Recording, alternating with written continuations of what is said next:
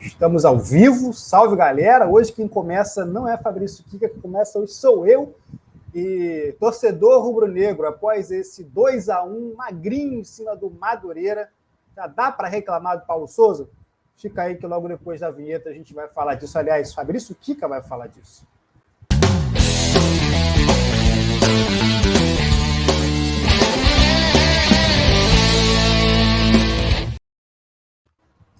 Nós vamos dividir essa parada em duas partes. A primeira, a gente vai falar, dar uma visão geral do que é o trabalho de Paulo Souza e o que deve ser o trabalho de Paulo Souza até agora, ou daqui para frente, né?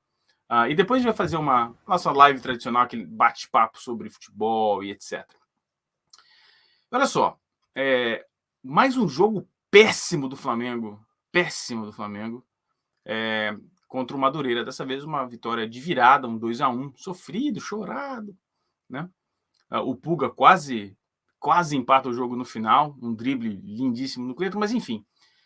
Isso começou a despertar, desde a derrota para o Fluminense, começou a despertar uma discussão entre a torcida do Flamengo sobre a qualidade do trabalho de Paulo Souza. E a gente vai discutir sobre isso depois, sobre ser um tiro no pé ou não ser um tiro no pé.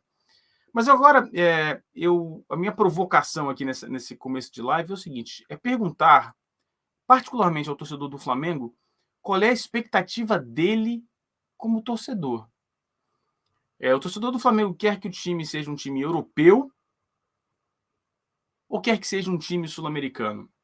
Porque o que está sendo confrontado hoje é um técnico.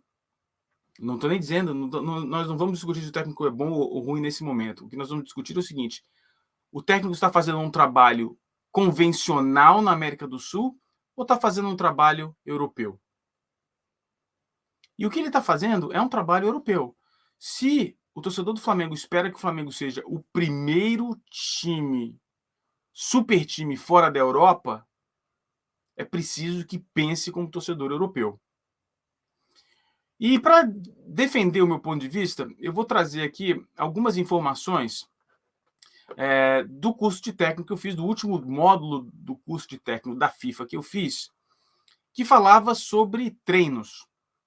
Apesar de não não criar repertório de treino, a gente não estava discutindo treino, a gente estava discutindo o que precisa ser treinado, eu vou mostrar para vocês uma lista, apenas a lista de treinos que precisam ser passados para os jogadores, tá?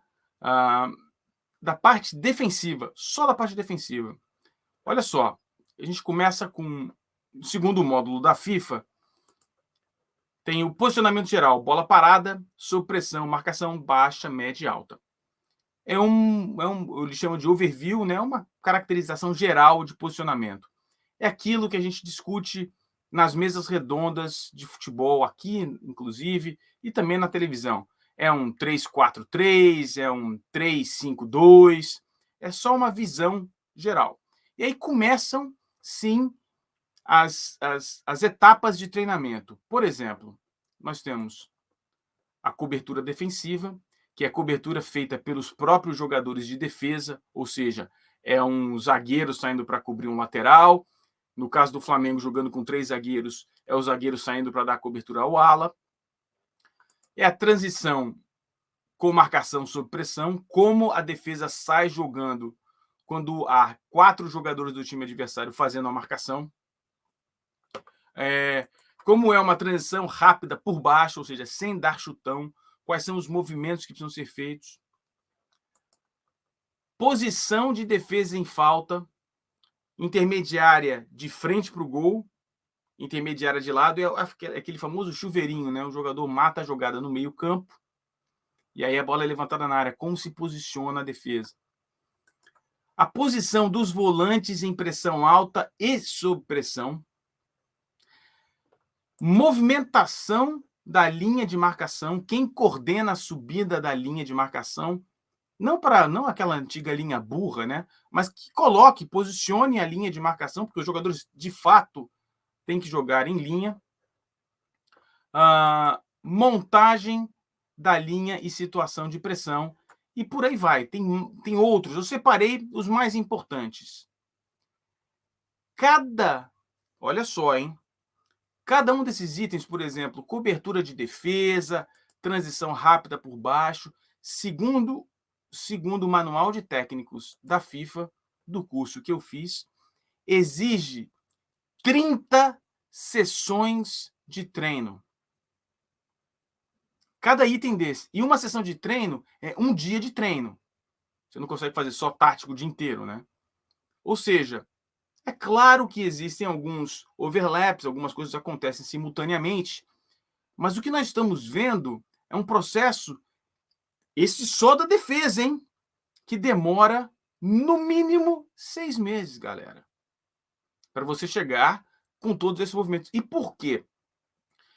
A resposta desse porquê é muito simples, galera. É o seguinte: todo técnico, europeu ou brasileiro ou sul-americano, começa com a defesa. E por quê? Porque a defesa não pode errar. Quando você treina os movimentos ofensivos e comete-se um erro na frente, um erro de posicionamento, uma triangulação mal realizada, a movimentação de um jogador de ataque mal feita, uma abertura de bola errada, não há nenhuma grande perda. Você erra uma jogada, durante o jogo você pode repetir essa jogada 3 vezes. E a taxa de sucesso na parte ofensiva é sempre muito baixa no melhor time do mundo. Senão seria 29-4 os placares. Não é. 2-0, 3-0, 5-0 na melhor das hipóteses. Ou seja, no ataque você erra mais. Na defesa, não se pode cometer erros. Então, se começa pela defesa, porque se houver erro, resulta-se em gol. Então, esse é o maior problema. Então, se começa pela defesa e se vai gradativamente incluindo alguns movimentos ofensivos. É claro, quando você está treinando defesa, se você tem uma comissão técnica definida, você pega um dos seus auxiliares técnicos para também preparar a parte ofensiva. Então, os overlaps, né, as coisas que acontecem simultaneamente, normalmente não são as coisas de defesa que acontecem. É um treinamento de defesa que acontece junto com o treinamento de ataque. E mesmo assim, isso não é muito efetivo. Eu vou mostrar para vocês aqui, abrirei em um segundo, a nossa famosíssima, já tradicional mesa tática, né? E nessa nossa mesa tática, nós vamos comentar rapidamente, sem muito lero-lero aqui, vamos ser diretos, nós vamos falar da questão de posicionamento, a questão de movimentação e quais são as dificuldades que se encontra para fazer esse trabalho autoral, como o Cristiano mesmo disse aqui nos bastidores, do nosso querido Paulo Souza. Olha só, quando você olha para o time do Paulo Souza, e aí vamos olhar mais ou menos aqui para a parte defensiva, ele tem insistido com 3 zagueiros. Né? Joga-se com 3 zagueiros ou com 3 homens na linha final de marcação, sendo alguns deles que não são zagueiros. Né? O Felipe Luiz tem jogado por ali também, ele não é zagueiro. O que acontece? Numa situação ofensiva, quando o time adversário está atacando o time do Flamengo, é preciso um acerto defensivo, um balanço defensivo, que é o seguinte: se, por exemplo, esse jogador, nós temos 2 jogadores caindo por aqui, ou o ala retorna para fazer uma linha de 4, ou o volante entra para fazer a cobertura. Por quê? Porque a última linha tem que ter, no mínimo, 4 jogadores, para que haja uma ocupação do espaço. 3 jogadores não são capazes de fazer esse tipo de marcação. Acontece, muitas vezes, dos zagueiros se aproximarem e bloquearem esse espaço. Mas aí o que acontece? Aí o time adversário, se tiver qualquer técnico mais ou menos, faz uma inversão de bola rápida. Inverteu a bola rápida, pode até inverter por aqui também, que não é mais comum no futebol, mas acontecia no passado. É uma transição normalmente com o meia gira a bola rápido e vai pegar o outro lado desprevenido. Então, qualquer time que mude o sistema de marcação tradicional no Brasil de um 4-4-2, ou às vezes até um 4-5-1, precisa resolver um problema sério, que é como ocupar a parte final, esta parte aqui. Essa parte aqui requer mais um jogador. Pode ser o ala voltando, pode ser um volante voltando, pode ser um monte de coisa.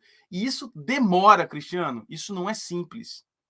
esse é um processo bastante complicado, especialmente num lugar, num país onde não existe essa cultura.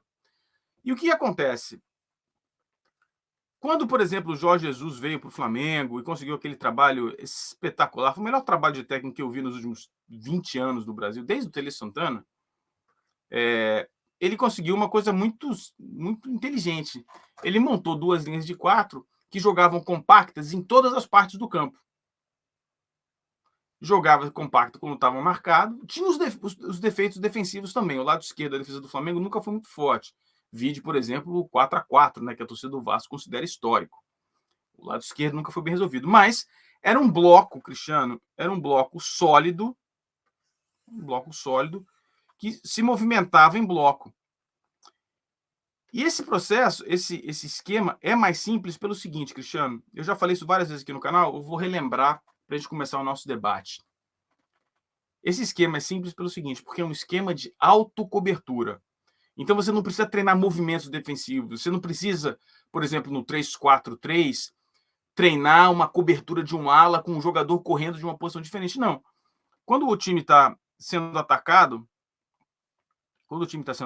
por exemplo, se a bola chega até esse jogador entre as linhas, isso significa que esse time adversário venceu a primeira linha de marcação, ou seja, a bola ultrapassou isso, essa linha de marcação foi vencida, então a bola chega entre as linhas, automaticamente tem 1 ou 2 jogadores próximos para fazer a cobertura. Então você não tem um treinamento de movimentação, você tem simplesmente um treinamento de posicionamento. É por isso que esse esquema é muito mais fácil, muito mais simples do que o tradicional e na Europa o 3-5-3 ou 3-5-2, enfim, as outras formações com 3 zagueiros.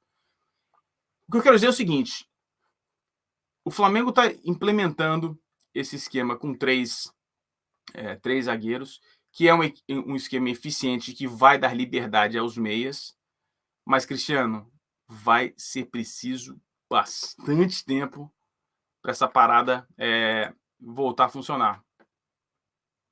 Tá? Isso não vai ser uma parada simples, vai ser uma parada complicada, vai demorar, enfim. A torcida do Flamengo vai ter paciência. E aí, para encerrar essa parte analítica, vem a parte conceitual.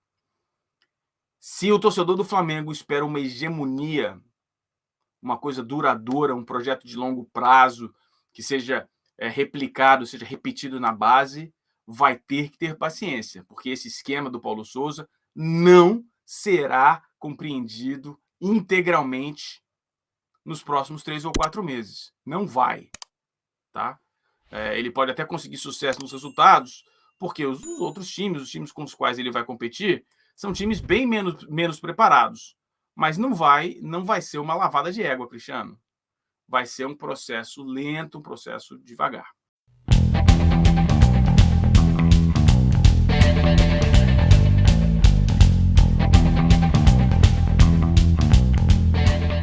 Aí, galera, deixa o seu comentário que a gente responde todos os comentários. Não se esqueça, deixe o seu like, se inscreva no canal e marque o sininho de notificação.